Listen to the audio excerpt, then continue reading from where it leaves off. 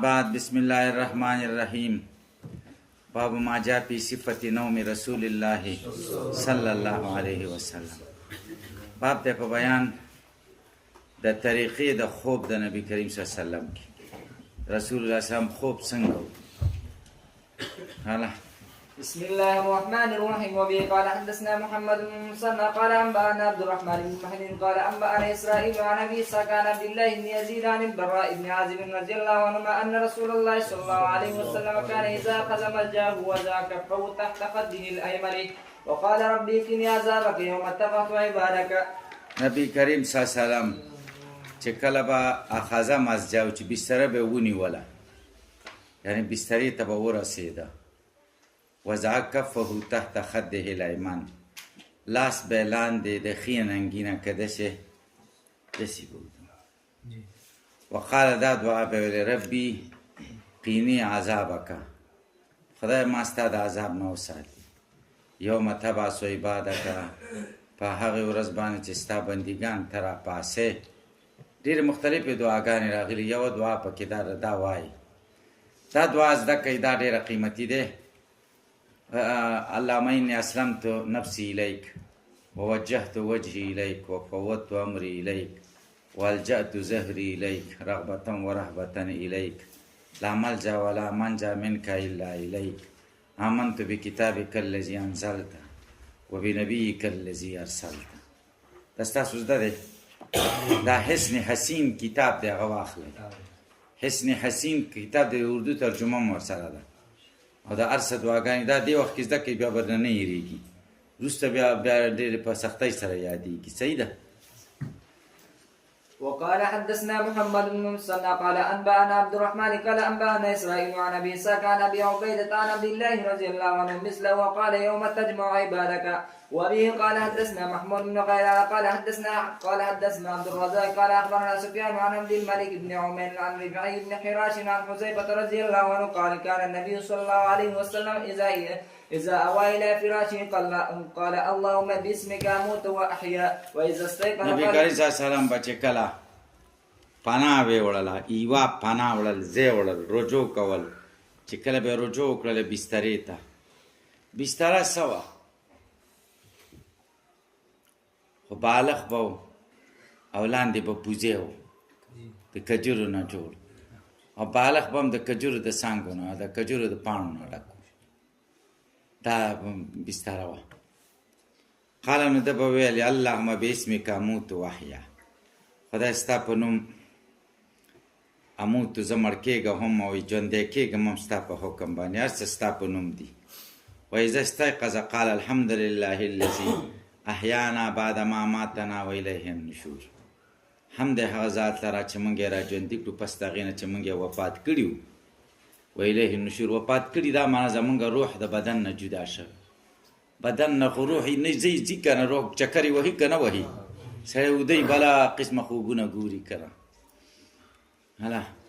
وبه قال حدثنا قتيبة بن سعيد قال حدثنا الفضل بن فضالة عن عقيل أراه عن الزهري عن عروة عن عائشة رضي الله عنها قالت كان رسول الله صلى الله عليه وسلم إذا أوى إلى فراشه كل ليلة جمع كفيه فنفث فيهما وقرأ فيهما. نبی کریم صلی الله علیه وسلم به چې کله رجوع کړه بسترې ده ته هره شپه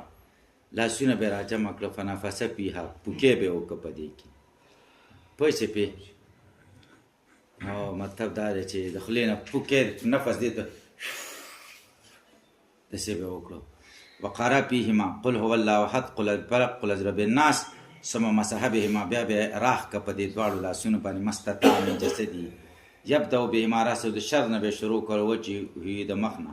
وما اقبل من جسدي، او د مخ کې حصې نه، یصنع ذلك 3 مرات، دا به درې کله که تاسو کوئ دا داسې قل هو الله قل الفلق قل اعوذ برب الناس، داسې بیا داسې بیا داسې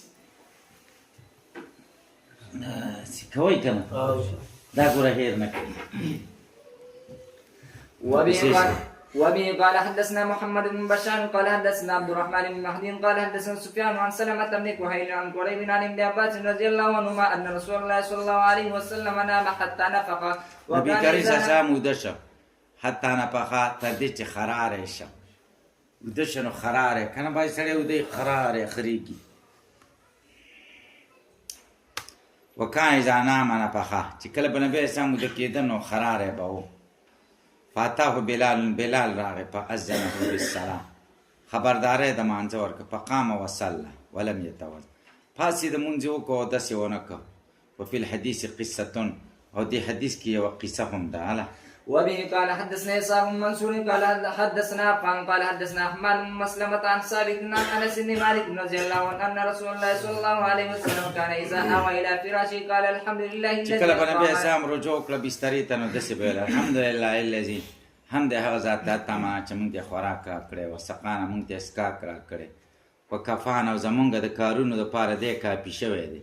و اوانه موږ ته د استوګنې ځای راکړی دا د بسترې ته رالو فکم من لا کافیه له ولا مویه ډېر خلک به داسې چې هغوی دپاره به څوک کفایت کوونکی نه وي خدای به یې نه وي خدای به نه مني ولا مویه او د پناه ځای به یې نه وي وبه قال حدثنا الحسين بن محمد الجريري وقال حدثنا سليمان بن حرب قال حدثنا حماد بن سلمة عن حبيب عن بكر بن عبد الله المزني عن عبد الله بن رقاح عن ابي قتادة رضي الله عنه ان النبي صلى الله عليه وسلم كان اذا عرس بليل استجاب نبی کریم صلی الله علیه وسلم چې کله نزول کاوه د شپې عربو کې دا طریقه ده چې هغوی سفر یې د شپې کوي ځکه د ورځې نور تیز وي نبی اسلام په مازدیګر کې سفر کاوه چېرته به ته یا به مدینې ته راواپس کېده نو مازدیګر کې به راوتو سفر به د شپې و نو بیا به چې خوب کاو که نه نو کله به د شپې ډېره حصه پاتې وه نو خوب ته به یو ځای وټاکه چې دلته به وده شو او کله به داسې و چې سهار ته به لږ ټیم پاتې وای لږ دمه به وکړو دې ته تعریس وایي څه ورته وایي یعنی دا د عروس نه دی عروس عرس عروس ناوې ته وایي که نه سړي ته هم او ښځې دواړو باندې اطلاق کېږي د عروس هلکه پې پوه شئ او دې ناوې هلک او سړي ته عروس ځکه وایي چې دی هم تعریس کوي دوی هم ټوله شپه مشغوله وي سحر کې بیا دمه کوي آرام کوي که نه نو دا هم د سحر د آرام ټیم نو نبي کریم صلی الله علیه وسلم به چې و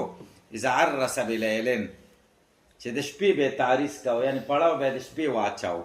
استجعل شقه الایمن په ښي طرف به وده شنې د ښه خوب اراده به یې وه ټیم به ډېر و که نه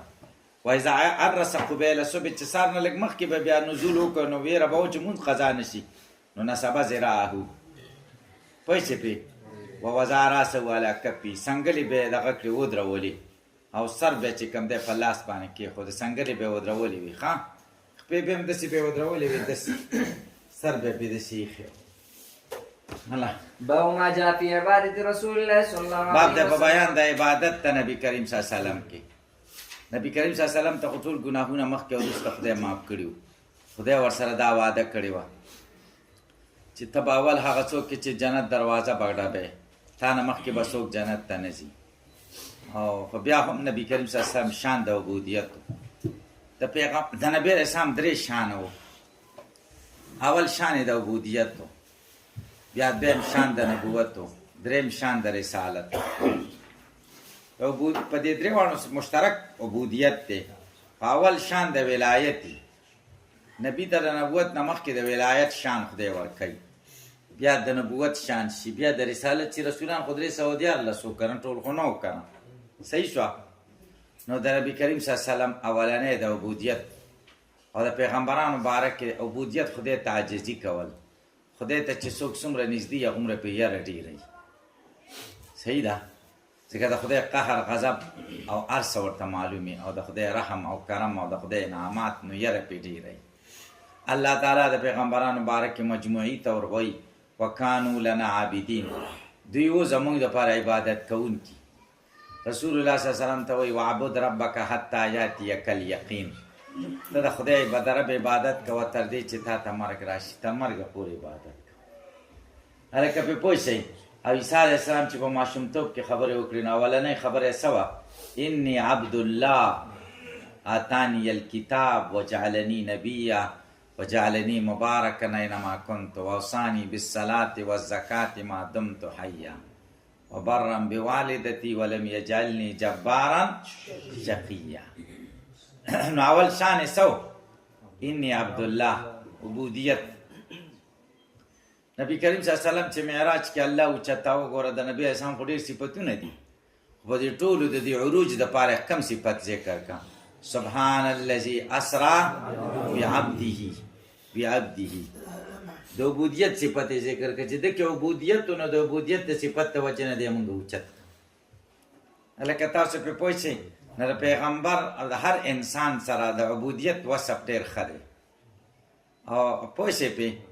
نو یو عبودیت ما ته وګورئ او یو اجیر او یو عبدي دې دواړو کې فرق شته دی اجیر دې ته وایي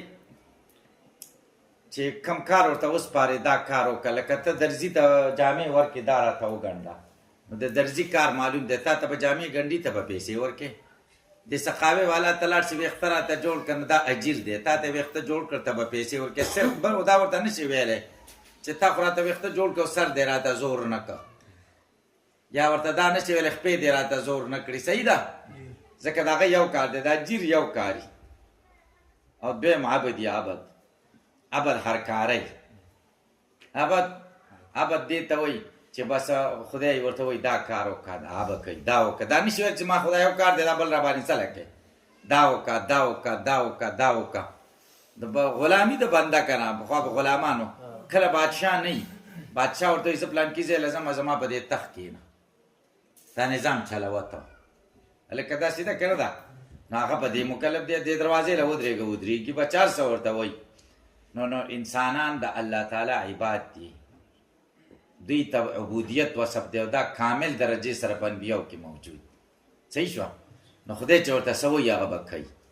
دی کې دا نشته چې زه دا نه کوم دا زما ذمواري نه ده دا زه نشم کولی نه خدای پوهېږي چې تی کولی شي هر څه یې درته ویلي او بیا خلافت ارضي خدای چاله ورکړی دی اني جاعلون فی الارض خلیفه دا معنا نه چې خدای په خپل ځای کېنولی دی خدای داسې نایب ته حاجت نه لري لم یلد ولم یولد ولم یکن له کفوا احد خو معنا دا ده چې د ځمکې د اجتماعیت هغه ذمواري دی خلافت خو د ځمکې اجتماعیت ته وایي د ځمکې مخلوق را جمع کول په یو شي باندې په یو قانون د ځمکې خلک را جمع کول دې ته خلافت وایي او دا خو انسان خدای پیدا کړی تاسو ویلی دي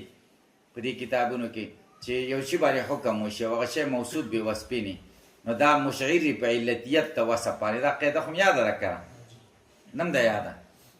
دلته خدای حکم کړی دی اني جاعلون فی الارض خلیفه داسې ونه ویل چې اني جاعلون فی الارض انسانا ځکه یا اني جاعلون فی الارض آدم داسې ونه ویلي یا اني جاعلون فی الارض بشرا بلکې څه ویلي خلیفتن اشاره دی خبرې ته چې د پیدایش مقصد خلافت دی د انسان د پیدایش مقصد څه دی خلافت دی هلکه بعضې وایي نه عبادت مقصد دی وما خلقت الجن والانس الا لیعبدون نه ثمره عبادت دی مقصد د پیدایش د انسان څه دی خلافت ارضي به کوي د ځمکې خلافت به سنبالوي هلکه پې پوه شئ لہذا چې د ځمکې خلافت سنبال نه کړي ټول انسانان په دې ګناهګار دي ځکه کم څه دپاره چې خدای پیدا کړي وو هغه یې ونه کړه تاسې په خبره باندې پوه شئ یا داودو انا جعلناک خلیفتن فی الارض ای داود ته مونږ په ځمکه کې خلیفه کړی نو څه چل وکړه ورپسې څه دي فحکم بین الناس بالحق که نه ته مې خلیفه کړی نو څه چل وکړه نو پیغمبر خلکو منځ کې ښې فیصلې وکړه که نه خلیفه کار فیصلې دي پیغمبران خدای خلیفګان را لېږلي د خلکو فیصلې به یې کولې اجتماعیت خلکو کې به اجتماعیت ته اچاو سلسله رسول الله صلی الله علیه وسلم ته راورسېده او د نبی علیه السلام نه وروسته خلافت علی منهج نبوت ابوبکر صدیق عمر رضی الله عنه عثمان رضی الله عنه علی رضی الله عنه دا سلسله تر 9 صدۍ پورې جاري وه تر 9 صدۍ پورې د خلافت سلسله جاري وه 200 کاله د مسلمانانو یو خلافت تاسو په خبره باندې پوه شئ 200 کاله او د دې نه وروسته چې کوم دی دا شی انسان خلکو پرېښوده اوس امت مسلمه کې هر څه شته خو د خلافت نه د اسلامي خلافت نه محروم دي اسلامي خلافت پېژنئ یعنې ټول یو اجتماع نشته یو اتفاق نشته یو امیر نشته د دې نه دغه دي محروم دي تاسې پرې پوه شئ که پرې پوه نه شئ ورپسې شه وبه قال حدثنا قتيبة بن سعيد وبشر بن تاسو زړه به دا راځي چې د عبادت نبي علیه السلام څه دپاره کاوه عبادت د لذت دپاره بل عبادت نبی علیه السلام د نبوت نه مخکې کاو که نه او کوئ خو کم عبادت نبی علیه السلام کاو دې باندې اتفاق ده چې نبی علیه السلام د شرک نه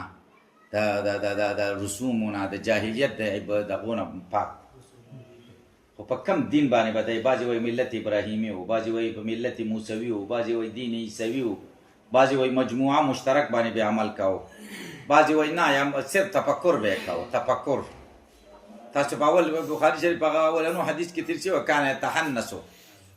څه به یې کوو تفکر به یې کوو یا تفکر به یې کوو په غار حرا کې به تفکر کوو دا د نبي اسلام عبادت بعضې وایي نه امر به بالمعروف کوو نهی عن المنکر به یې کوو او مطلب دا دی چې شفقت به په خلکو کوو انساني چې کوم اقدار دي هغه به په ځای کول بس دا کار یې کوو دې کې ډېرې خبرې دي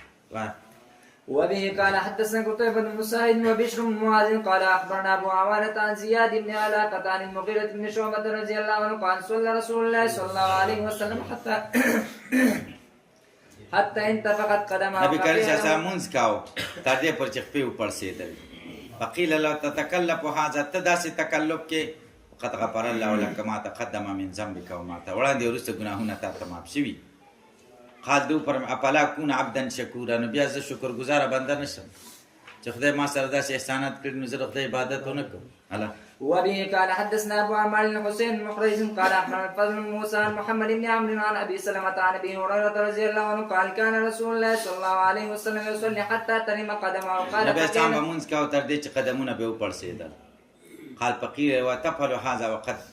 جاءك ان الله قد غفر لك ما تقدم من ذنبك وما تأخر قال فلا كون عبدا شكورا زه د خدای شکر گزار بنده نشم الله وبه قال حدثني عاصم بن عثمان بن عيسى بن عبد الرحمن الرملي قال حدثني عمي عن يحيى بن عيسى الرملي عن الاعمش عن ابي صالح عن ابي هريره رضي الله عنه قال كان رسول الله صلى الله عليه وسلم يقوم ويصلي حتى ينتفض قدمه فيقال يا رسول الله صلى الله عليه وسلم اتفعل هذا وقد غفر الله لك ما تقدم من ذنبك وما تاخر قال فلا اكون عبدا شكورا وبه قال حدثنا محمد بن بشار قال اخبرنا محمد بن جعفر قال حدثنا شعبة عن ابي اسحاق عن الاسود بن يزيد قال سالت عائشة رضي الله عنها عن صلاة رسول الله صلى الله عليه وسلم بالليل فقال ان كان شپې نبی اسلام څنګه مونځ کاوه مور د مسلمانانو ته مې ویلې فقالت كان ينام اول الليل دا اول شپه کې به د شپې ویده شه ثم يقوم بیا به پاڅېد فاذا كان من السحر چې کله به پېشمنی شه او تروې تر به وکړه ثم تا پې راشو بیا به خپلې بسترې ته راغی فاذا كانت له حاجتون چې د حاجت په کور والا سره نو علم بقصب د اهل وکړو معنا دې وخت کې به کور والا سره نزدېکت وکړو فاذا سمع الاذان چې کله به اذان واورېده وسبه ټوپ به وکړو وان كان جنوبا که جنوب وفاز علی من الماء اوبه به په ځان واچوي والا که داسې نه توضع او دس به وکړو خرج الى الصلاه مانځه ته به دا هر وخت کې ابتدا د شپې کې یا په انتها کې یا په وسط ټولو کې کو مباشرت جایز دی په احسنه طریقه یې دقه ده ځکه ټوله شپه سړی ناولی پروت وي نو د دې نه دا ښه ده چې اخره کې مطلب بیا ځان صفا کړي تاسې په خبره پوه شئ الله وبه قال حدثنا قتيبة بن سعيد عن مالك بن انس وقال حدثنا اسحاق بن موسى الانصاري وقال حدثنا معن عن مالك عن مخرمة بن سليمان عن كريب عن ابن عباس رضي الله عنهما انه اخبره انه بات عند ميمونة وهي نبی کریم صلی الله علیه وسلم هغه شپه حالات ابن عباس معلومول میمونې کرے شپه شو دا د ترور وه وهي خالته قالت فاستجعت في عرض الوسادتي میمونه سر کې خود ډډه واچوله په پلنو د وسادي د بالغ په پلنو باندې واستجع رسول الله صلی الله علیه وسلم في طولها نبی اسلام ډډه واچوله په اوږدو د هغې پنام نبی اسلام وده شو حتی اذا انتصف الليل تر دې چې شپه نیمه شوه او قبله یا د دې نه مخکې بقلیل فاستيقظ رسول الله صلی الله علیه وسلم وقعد في طولها په طول د دې کېناسته د دې بسترې فجعل يمسح النوم مګی خوب د مخ نه ثم قرأ العشر الآيات الخواتيم من سورة آل عمران لسه غیرني آیتونه ویل ثم قام الى شن بیا چې کوم دی لاړ هغه مشک ته مشکیزي ته معلق دی چې راځوړنده په توضع منه فاحسن الوضوء ثم قام يصلي قال عبد الله بن عباس فقمت الى جنبي زي څنګه ته ودرېدم اختصار یې کړی دی ما اودس وکړو مسواک مې ورته کېښود وغیره قصه فوضع رسول الله صلی الله علیه وسلم یده الیمنا نبی اسلام ښی لاس کېښود هله راسي زما په سر باندې ثم اخذ باذنه الیمنا د ښي غوږ نه زه راونیولم فپتلها راکش یې کړ یعنې دې طرف ته که ښه داسې ګس طرف ته و داسې دې خوا بل حدیث نه داسې معلومېږي فصلى ركعتين ثم ركعتين ثم ركعتين ثم ركعتين ثم ركعتين ثم ركعتين څو رکعته شو 12 رکعته شو شپږ رکعته 12 رکعته وتر څو رکعتونه ښه دي 2 رکعاته شپې وکړي سړی هم کافي دي تهجد ثواب یې وشو 8 غوره دي او بعضې وایي نه 12 غوره دي د امام ابو حنیفه رحمه الله رجحان او د مذهب دې ته دی چې 12 غوره دي سړی پاسېږي 2 رکعاته سپک وکړي خفیفتین وروسته حدیث کې راځي او ورپسې چې کوم دی نور 8 وکړي ورپسې 2 نور وکړي نو 12 شو او که وتر یې نه کړي سړي یقین چې زه د شپې راپاڅم نه بیا د وتر ماسخوتن نه کوي او که دا یقین نه وي نو بیا د وتر وکړي بس دا تهجد دی وکړي قال مان 6 مرات رکعتين شپږ کرته ویلي ثم اوتر ثم استجع بیا ډډه واچوله ثم جاء المؤذن فقام فصلى ركعتين خفيفتين سپک 2 رکعته وکړه سار 2 رکعته سنت دا سپک وکړه قل الکافرون قل هو الله یو رکعت کې یو بول کې ول پوه چې به سار رکعت سار سنتو کې دا 3 خبري سنت دي دا یاد ساتي اول د اذان نه وروسته فورا وختي سنت دي دویم دا چې یو کې قل الکافرون بلکې قل هو الله سنت ده او دریم دا چې کور کې کول سنت ثم خرج فصلى الصبح على وبه قال حدثنا ابو بكر بن محمد بن الله قال حدثنا وكيع عن شعبة عن ابي حمزة عن ابن عباس رضي الله عنهما قال كان النبي صلى الله عليه وسلم يصلي من الليل 13 ركعات 14 رکعات دغه مطلب 14 خو دلی دي خو مطلب دا چې هغه دوه چې اول وکړای پکې نه دی یاد کړي تحیت الوضو کې حسابي کی کم پس وبه قال حدثنا قتيبة بن سعيد قال حدثنا ابو عمرو عن قتادة عن زرارة بن اوف عن سعد بن هشام عن عائشة رضي الله عنها ان النبي صلى الله عليه وسلم كان اذا لم يصلي بالليل نبی اسلام چې کله د شپې مونږ نه ک منعه من ذلك النوم خوب به معنا کا ستړی به غلبت یا به سترګې ورغلې وي صلى من النهار 12 رکعات 12 رکعات به د ورځې کوو د نفل قضا نه خدا به دې چې کوو چې کم نفل عبادت پاره کې دوام نه هغه ډېر برکات چې دوام ختم شي نو بیا کم عمل چې نیک شروع کړ بیا په دوام کوي خو دوام فرض ما غنئ دې ته به التزام وایي التزام او دوام کې خبر پرې ځنه کنه یو شی همیشه کې واجب نه غنئ نو دوله امام ابو حنیفه یو ګره دې معلومه شو چې دوله سي د ورځې کول چې د شپې دوله بدلاو الله وبه قال حدثنا محمد بن العلاء قال اخبرنا ابو اسامه عن هشام يعني من حسان عن محمد بن سيرين عن ابي هريره رضي الله عنه عن النبي صلى الله عليه وسلم قال اذا قام احدكم من الليل فليفتتح صلاته بركعتين خفيفتين وبه قال حدثنا قتيبة بن سعيد عن مالك بن انس قال حدثنا اسحاق بن موسى قال حدثنا معن قال حدثنا مالك عن عبد الله بن ابي بكر عن ابي ان عبد الله بن قيس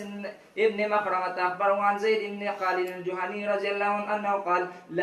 لارمقن صلاة رسول الله زيد بن خالد الجهني وایي چې ما ویل چې لارمقن زبد شپې ګورم رمق د سترګو کنجونو کې قتل وته وي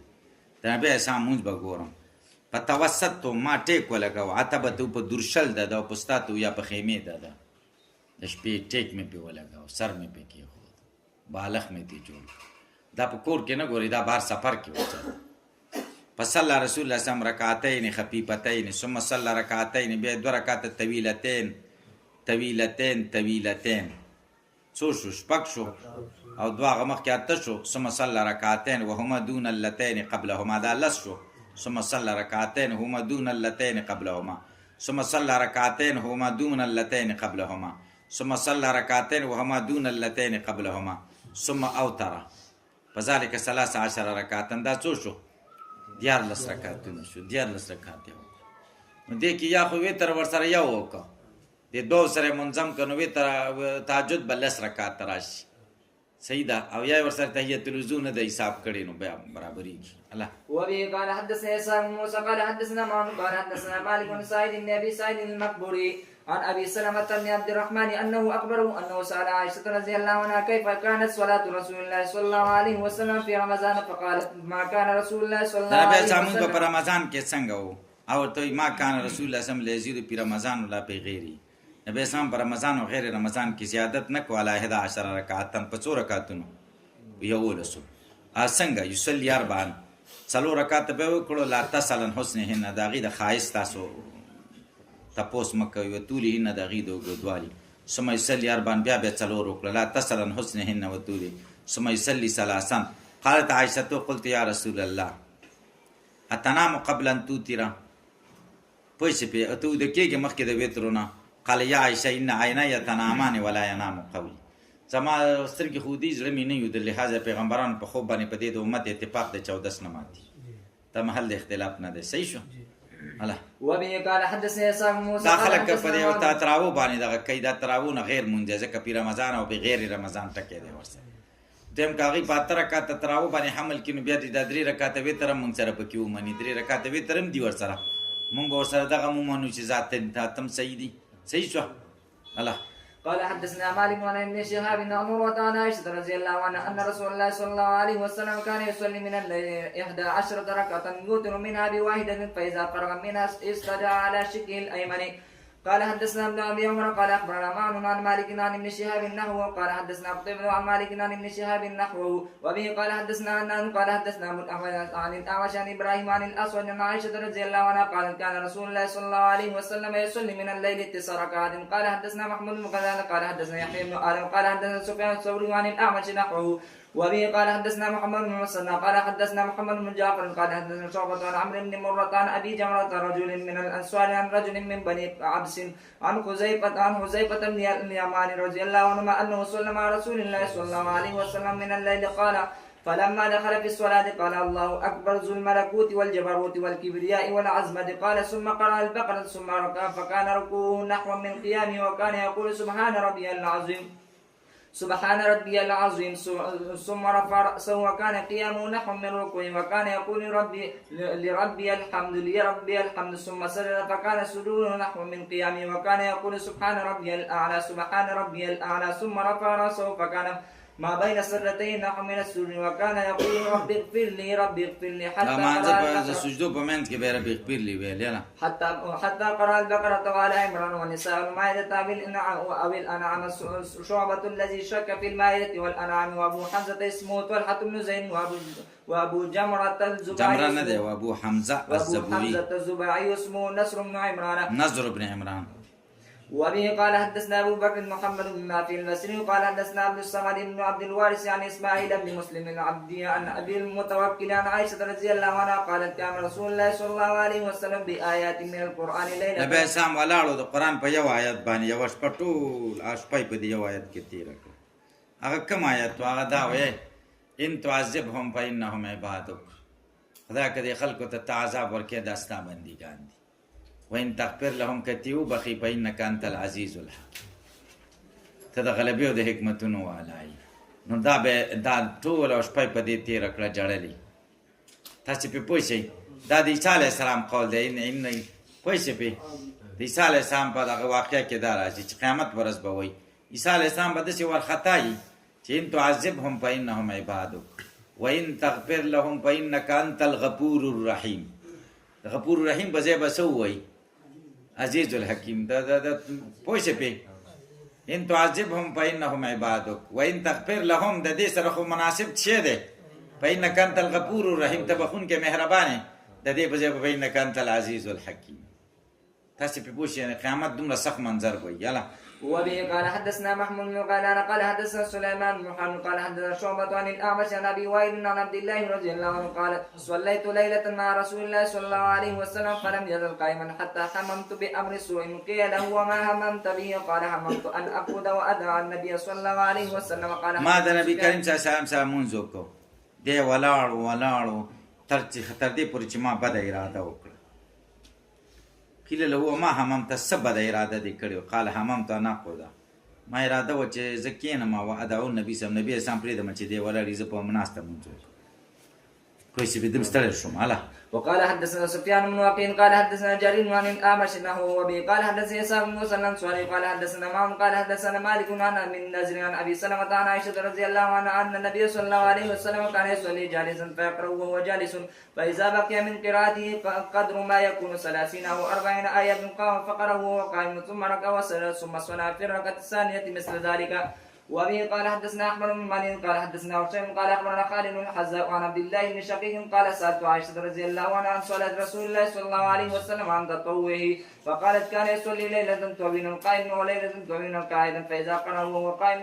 وركع وسجد وهو قائم واذا قرأ وهو جالس ركع وسجد وهو جالس. وبه قال حدثنا إسحاق بن موسى الأنصاري قال حدثنا معن قال حدثنا مالك عن ابن شهاب عن السائب بن يزيد عن المطلب بن أبي وداعة السهمي عن حفصة رضي الله عنها زوج النبي صلى الله عليه وسلم قالت كان رسول الله صلى الله عليه وسلم يصلي يصلي في صبحته قائلا ويقرأ في السورة ويرتل نبي ځان په نفلو کې